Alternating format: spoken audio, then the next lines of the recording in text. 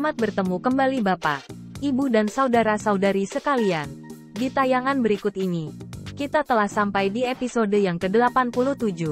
Dan kita masih melanjutkan pembahasan kita tentang Alkitab, khususnya kitab Imamat di pasal yang ke-6.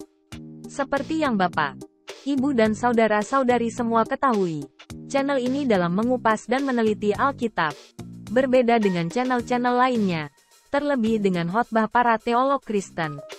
Tentunya hal ini menimbulkan anggapan bahwa channel ini memprovokasi Anda sekalian untuk menjadi orang-orang ateis. Sama sekali tidak demikian. Channel ini semata-mata menggugah kecerdasan dan kewarasan Anda sekalian untuk dapat menilai keselarasan inti cerita Alkitab yang diklaim sebagai ajaran ketuhanan dengan kehidupan kita sehari-hari. Sebelum Anda menyaksikan video kita ini, seperti biasa, sebaiknya Anda menyiapkan terlebih dahulu segala keperluan yang dapat membuat Anda nyaman dalam menikmati tayangan kali ini. Kami akan membacakan ayat demi ayatnya bagi Anda sekalian. Dan kami mulai dari ayat pertama.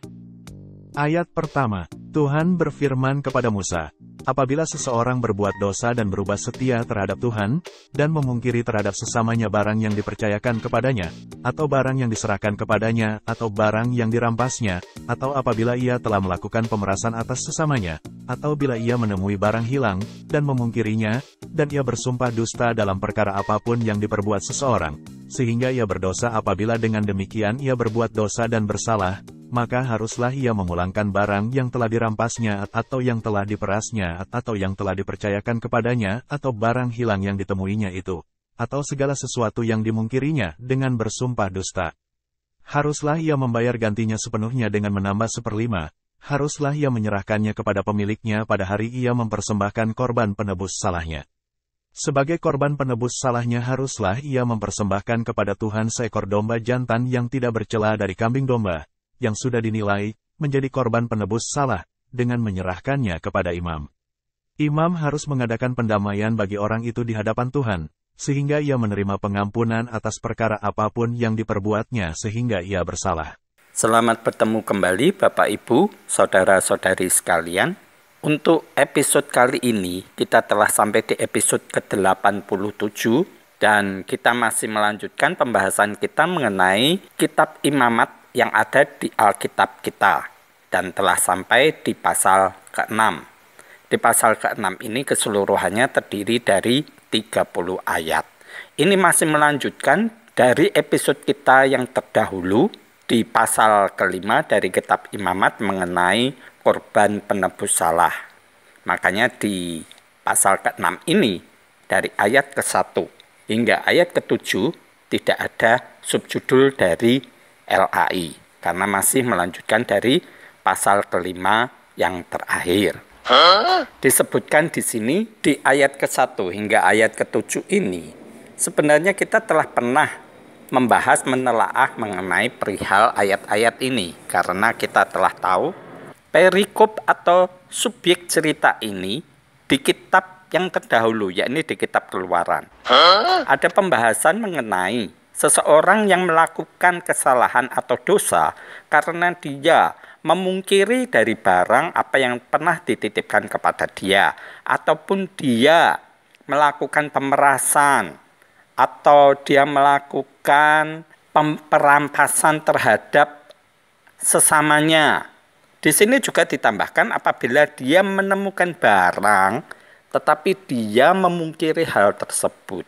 Oleh hukum yang diberikan Tuhan Allahnya Israel, maka orang ini harus melakukan korban penebus salah dengan mempersembahkan domba jantan yang tidak bercela, dan juga harus ditambahi 1/5 dari apa yang harus digantinya tersebut. Ini merupakan sesuatu yang untuk zaman sekarang memang tidak masuk akal, bahkan sulit untuk diterapkan. Bukan karena apa-apa, karena bagaimana penilaian kita mengenai 1/5. Apakah 1/5 itu kita menambahi dari jumlah barang yang harus dinilai dengan uang, atau dalam bentuk barang tersebut? Contohnya begini, jika kita memungkiri mengenai domba atau mengenai lembu sapi Seperlimanya apakah kita menambah dalam jumlah daging barang tersebut, binatang tersebut, ataukah kita nilai dalam bentuk uang? Untuk di perikop Alkitab ini, kita nilai dengan sikal perak. Ini tidak dijelaskan secara rinci, tetapi dikatakan di sini di ayat kelimanya, haruslah ia membayar gantinya sepenuhnya dengan menambah seperlima. Seperlimanya ini bagaimana? Tidak dijelaskan. Oh no! Ya, ini akan menimbulkan asumsi bagi kita semua, terserah kita mau berasumsinya bagaimana. Memang lebih mudahnya jika semuanya itu dinilai dalam bentuk uang. Jika kerbau, lembu sapi, atau kambing domba, atau mungkin untuk zaman sekarang mobil, motor, rumah, kita nilai dengan uang. Jadi kita tinggal hanya menambahkan seperlima dari nilai barang tersebut. Tetapi di sini hukum yang diberikan oleh Tuhan Allahnya Israel justru tidak sempurna. Hukumnya justru mengambang sehingga kita harus memberikan asumsi sendiri. Ya, inilah yang memang dipertontonkan kepada kita. Hukum yang konon katanya diberikan Tuhan kepada manusia, justru hukumnya tidak sempurna, masih menyisakan tafsir. Dan tafsir ini nantinya akan membingungkan. Berbeda jika barang tersebut memang bisa ditambahkan seperlima. Contohnya jika ada seseorang memungkiri atau menemukan sekarung beras, sekarung gandum. Tinggal kita timbang. Jika di situ ada 1 kuintal, maka orang tersebut tinggal menambahkan 1/5 kuintal kepada pemiliknya. Bukankah hal itu lebih mudah? Tetapi akan menjadi repot jika barang tersebut adalah handphone, televisi, mobil yang ada pada zaman sekarang ini. Seperlimanya bagaimana? Seperlima dari mobil, apakah cuma dapat rodanya? Ya, ini akan menimbulkan humor yang bikin orang ketawa ngakak.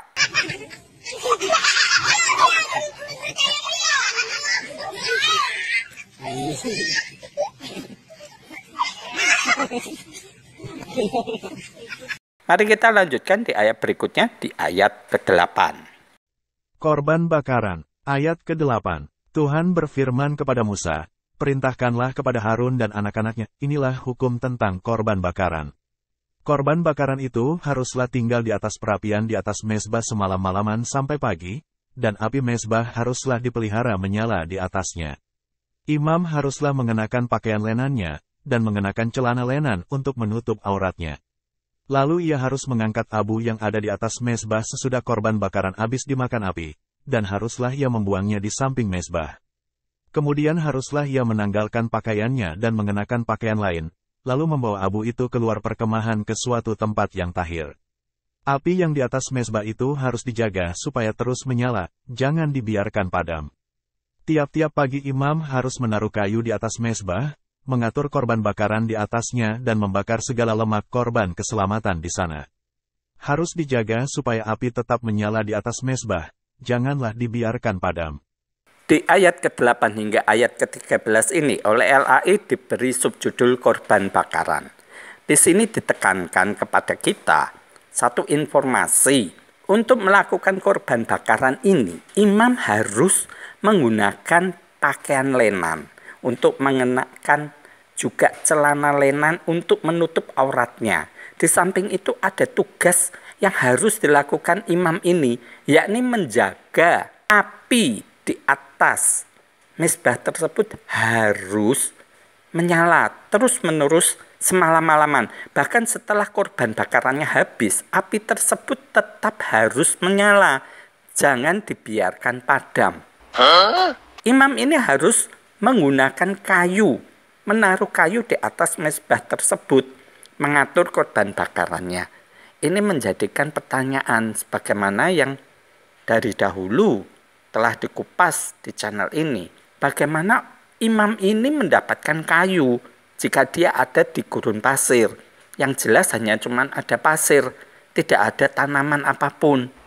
Bagaimana seorang imam ini dapat membuat kayu bakar terus-menerus sehingga mezbah ini menyala? Ini jelas sesuatu yang tidak mungkin. Tetapi sayangnya hal semacam ini tidak pernah dibahas oleh teolog. Mengapa demikian? Menurut saya memang ini sesuatu yang susah untuk dijelaskan, yang di luar nalar kita. Bagaimana bisa mendapatkan kayu bakar di gurun pasir? Memangnya pada zaman dahulu gurun pasir tersebut penuh dengan tumbuh-tumbuhan. Jika memang penuh dengan tumbuh-tumbuhan, tidak akan disebutkan gurun pasir.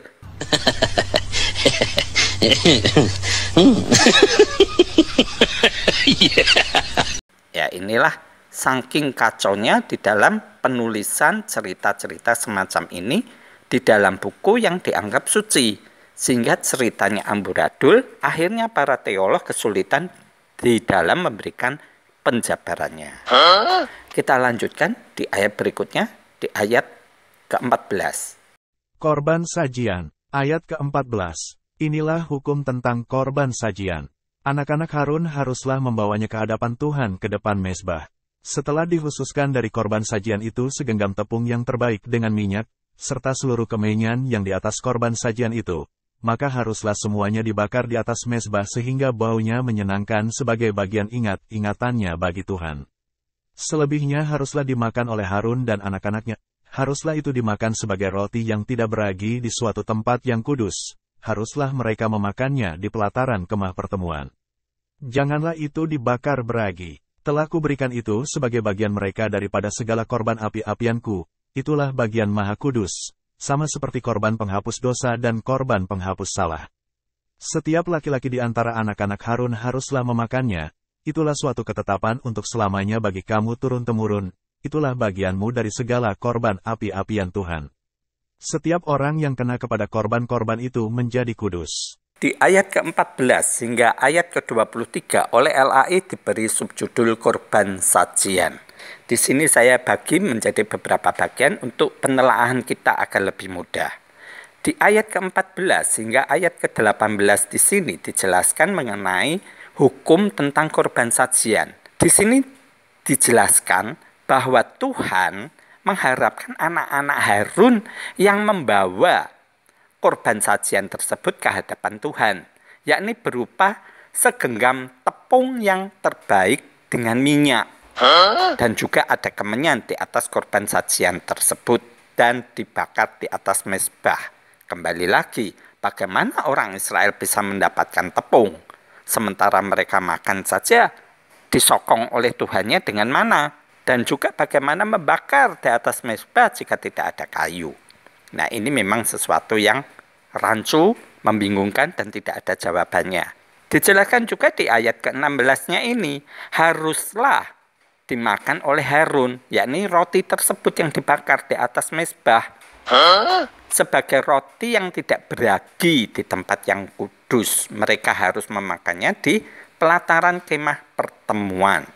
Disebutkan juga, itulah bagian maha kudus, sama seperti korban penghapus dosa dan korban penghapus salah. Berarti makanan tersebut ini merupakan bagian maha kudus. Dituliskan di situ maha kudus, berarti yang memakan korban sajian ini tentu saja akan menjadi kudus karena makanannya pun sudah maha kudus. 진짜. 빨리 확인해봐야지. 답답해 미치겠네. 진짜. Dan di ayat ke-18-nya disebutkan anak-anak Harun haruslah memakannya. Nah, ini sesuatu yang enak. Hukum yang memang diperuntukkan bagi Harun dan keturunannya. Mereka bisa mendapatkan jatah makan. Karena sebagai imam yang diurapi, yang dipilih oleh Tuhan, makanya mereka bisa makan tanpa harus bersusah payah. Inilah yang sebenarnya harus kita telaah dengan dalam dan juga cerdas serta waras. Inilah hukum yang memang diperuntukkan bagi keluarga Musa. Ingat bahwa Harun ini adalah kakak dari Musa. Sedangkan anak-anak Harun berarti keponakan dari Musa. Inilah hukum yang memang sengaja dibuat oleh Musa dengan mengatasnamakan Tuhan. Agar keluarga besarnya bisa mendapat makan dari keluarga-keluarga Israel lainnya. Ya, inilah tipu muslihat yang memang sebenarnya harus kita lihat secara jeli. Mengapa hanya Harun dan keturunannya yang bisa mendapatkan makan demikian. Karena mereka termasuk orang Lewi, suku Lewi. Inilah yang bisa menjadi imam. Dan hanya imamlah yang bisa mendapatkan makan korban sajian. Kita lanjutkan di ayat ke-19. Ayat ke-19. Tuhan berfirman kepada Musa, inilah persembahan Harun dan anak-anaknya, yang harus dipersembahkan oleh mereka kepada Tuhan pada hari ia diurapi, 1/10 eva tepung yang terbaik sebagai korban sajian yang tetap, setengahnya pada waktu pagi dan setengahnya pada waktu petang. Haruslah itu diolah di atas panggangan bersama-sama minyak. Setelah teraduk, haruslah engkau membawanya dan mempersembahkannya sebagai korban sajian, sesudah dibakar dan berpotong-potong sebagai bau yang menyenangkan bagi Tuhan.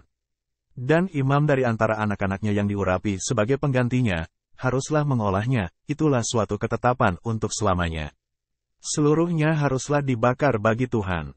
Tiap-tiap korban sajian dari seorang imam itu haruslah menjadi korban yang terbakar seluruhnya, janganlah dimakan. Di ayat ke-19 hingga ayat ke-23 ini juga merupakan pengulangan dari narasi yang pernah kita baca sebelumnya di kitab Keluaran.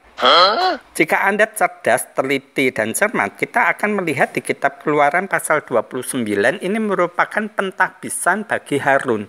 Di sini diulang lagi di pasal ke-6 kitab Imamat ini mengenai pentahbisan Harun. Mereka harus memberikan persembahan kepada Tuhan berupa 1/10 eva tepung yang terbaik sebagai korban sajian yang tetap.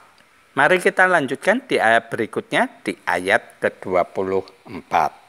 Korban penghapus dosa, ayat ke-24. Tuhan berfirman kepada Musa, demikian, katakanlah kepada Harun dan anak-anaknya, inilah hukum tentang korban penghapus dosa. Di tempat korban bakaran disembelih, disitulah harus disembelih korban penghapus dosa di hadapan Tuhan. Itulah persembahan Maha Kudus. Imam yang mempersembahkan korban penghapus dosa itulah yang harus memakannya, haruslah itu dimakan di suatu tempat yang kudus, di pelataran kemah pertemuan. Setiap orang yang kena kepada daging korban itu menjadi kudus, dan bila darahnya ada yang terpercik kepada sesuatu pakaian, haruslah engkau mencuci pakaian itu di suatu tempat yang kudus. Dan belanga tanah, tempat korban itu dimasak, haruslah dipecahkan, dan jikalau dimasak di dalam belanga tembaga, haruslah belanga itu digosok dan dibasuh dengan air. Setiap laki-laki di antara para imam haruslah memakannya, itulah persembahan Maha Kudus. Tetapi setiap korban penghapus dosa, yang dari darahnya dibawa sebagian ke dalam kemah pertemuan untuk mengadakan pendamaian di dalam tempat kudus, janganlah dimakan, melainkan dibakar habis dengan api. Di ayat ke-24 hingga ayat ke-30 ini oleh LAI diberi subjudul korban penghapus dosa. Ini sama seperti korban lainnya, yaitu korban sembelihan, korban penebus salah, dan lain-lain. Di sini orang yang memberikan korban penghapus dosa, mereka mempersembahkan, dan seperti biasanya yakni lembu sapi, kambing domba, yang nantinya akan disembelih di hadapan Tuhan. Dan imam yang mempersembahkan korban penghapus dosa itu yang harus memakannya. Nah, ini kembali lagi. Ada yang enak bagi para imam ini. Mereka sudah dapat roti tadi, sekarang mereka mendapatkan daging korban. Yakni korban penghapus salah dari para umat Israel. Bangsa Israel yang memberikan korban penghapus dosa, maka dagingnya ini yang menikmati adalah para imam. Dan disebutkan di ayat ke-27 ini, setiap orang yang kena kepada daging korban itu menjadi kudus. Bayangkan, hanya terkena daging tersebut nyenggol aja menjadi kudus.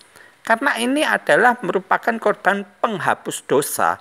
Jadi begitu terkena dagingnya tanpa makan, hanya kena daging, berarti kemungkinan hanya menyentuh daging tersebut yang menjadi persembahan korban penghapus dosa, maka orang tersebut menjadi kudus, menjadi bersih, suci kembali. Jika kita mencermati ayat ini, lantas gunanya Yesus sebagai juru selamat yang menghapus dosa manusia itu apa? Nah, ini memang harus menjadi perenungan yang mendalam. Dikatakan juga bila darahnya dari daging tersebut yang disembelih, binatang yang disembelih ini terpercik kepada suatu pakaian, maka harus dicuci di tempat yang kudus. Begitu juga alat masaknya, belanga dan lain sebagainya itu harus dipecahkan. Tetapi jika belangannya itu dari logam seperti tembaga, maka belanga itu harus dibasuh, digosok yang keras dengan air. Dan diulang lagi di ayat ke-29-nya, yakni laki-laki di antara para imam haruslah memakannya. Ini menjadi sesuatu pertanyaan, mengapa laki-laki di antara para imam? Memangnya imam ini boleh perempuan? Mengapa disebutkan gendernya di sini dengan jelas? Setiap laki-laki di antara para imam haruslah memakannya. Nah, ini menjadi satu pertanyaan juga. Berarti memang imam ini boleh perempuan. Jika memang imamnya hanya laki-laki, mengapa disebutkan setiap laki-laki di antara para imam? Memangnya para imamnya ini tidak laki-laki semua? Ya, ini merupakan satu pertanyaan dan tentunya tidak bisa dijawab. Karena memang keharusan. Menurut yang saya tahu selama ini, imam yang dipilih adalah laki-laki. Perempuan tidak diperkenankan menjadi imam pada waktu itu.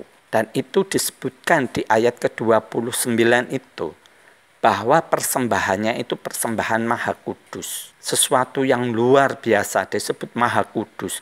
Dan yang disebut maha kudus itu justru dimakan oleh para imam. Bayangkan imamnya menjadi maha kudus, sangat suci, top markot top. Lantas gunanya Yesus itu untuk apa? Datang ke dunia sebagai juru selamat, menebus dosa manusia.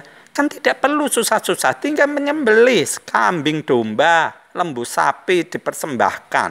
Bahkan jika tidak mempunyai lembu sapi pun, cuma bikin roti pun sudah diterima oleh si Tuhan ini. Lantas gunanya Yesus sebagai juru selamat apa? Inilah yang harusnya kita telaah lebih lanjut.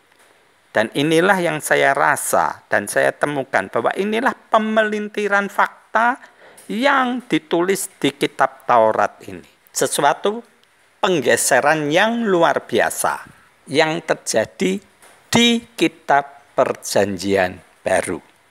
Sesuatu yang memang telah melenceng dari kitab Taurat ini. Makanya peristiwa Yesus disalib dikarenakan melakukan pemelintiran terhadap Taurat.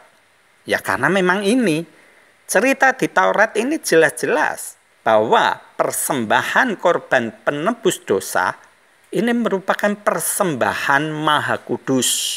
Jadi mereka sudah dapat hilang dosanya hanya melalui korban sembelihan ini. Tidak lagi diperlukan sosok juru selamat seperti yang diklaim di kitab Perjanjian Baru.